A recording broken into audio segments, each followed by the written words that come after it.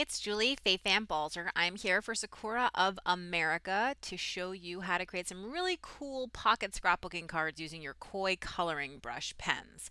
It's really easy. So here is a pocket scrapbooking layout. If you're not familiar with pocket scrapbooking, it's literally scrapbooking in pockets. You can see it's a plastic sleeve and you just slip little things in. And most pieces are built on a background of a card. So I like to do these little hand-drawn and doodled cards, obviously, as you can see, because I think it adds a bit of me into the project. Now, this is obviously a small card. I think it's 3 by 4, but you can also have bigger pockets. That's a 4 by 6 pocket, but I'm still using a small card, which you can see right there. And how I did that is I just taped it together. I just taped the photo to the card, which makes it super duper easy. And then everything just goes neatly into its little pocket. So I'm going to show you how to make 3 cards today, and as I said, we're going to be using the koi coloring brush pens.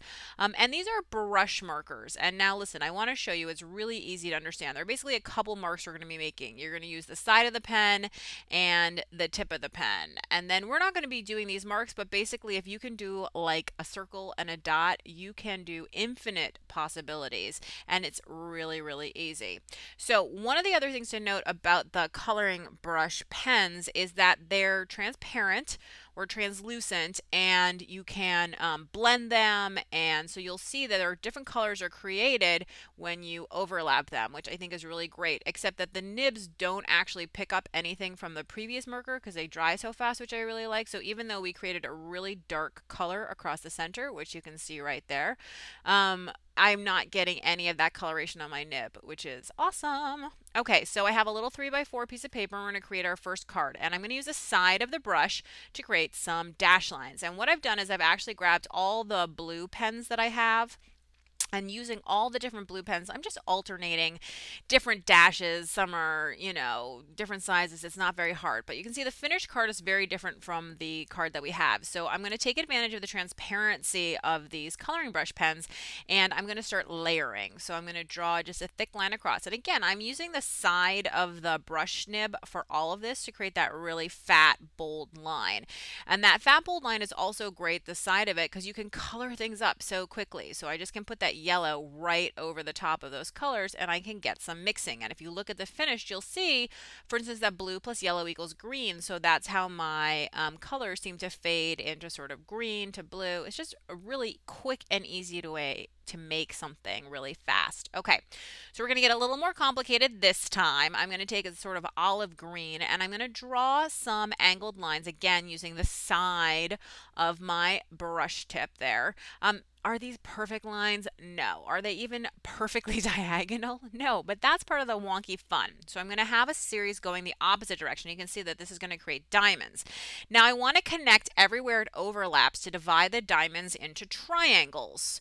This is really cool, and they're kind of wonky. So you may have to make some adjustments in the line. It's not going to be straight to make sure that they all match up. And then I'm going to color all the ones that point down pink and all the ones that point up blue.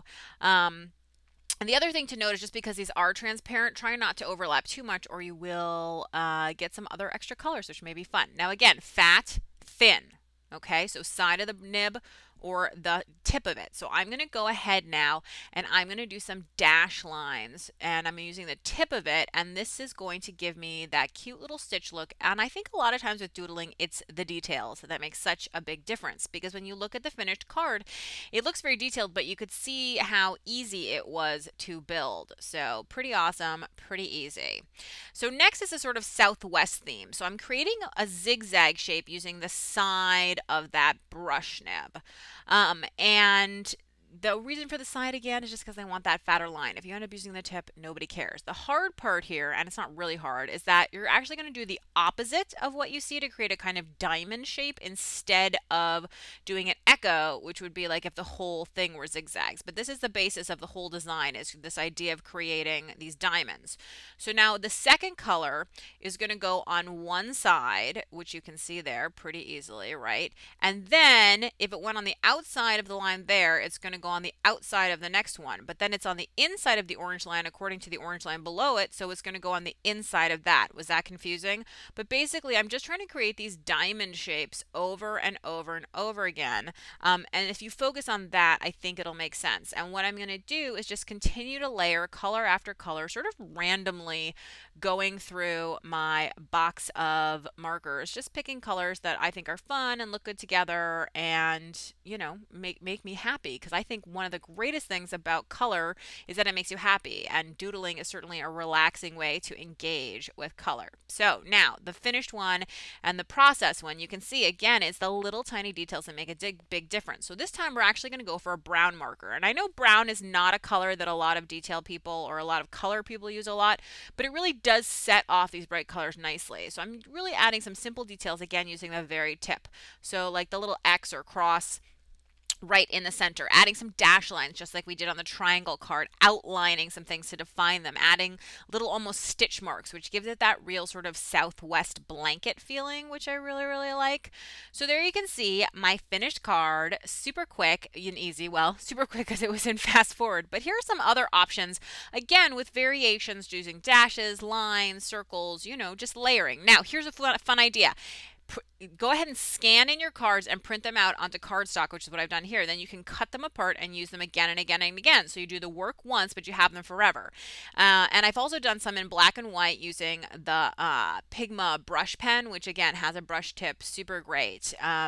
But you can see now this is the finished pocket scrapbooking layout or page or whatever you want to call it. And again, everything's just in there. It's colorful. It's me. And here's one of the other cards, which was just little dash lines. You can see how fun it is to create these tiny little scrapbook pages that just fit into a card. It makes scrapbooking on the go really easy. Anyway, try out your coloring brush pens, the Koi coloring brush pens from Sakura of America. Visit their website at sakuraofamerica.com. And of course, you can visit me online as well at balzerdesigns.com. Thanks so much.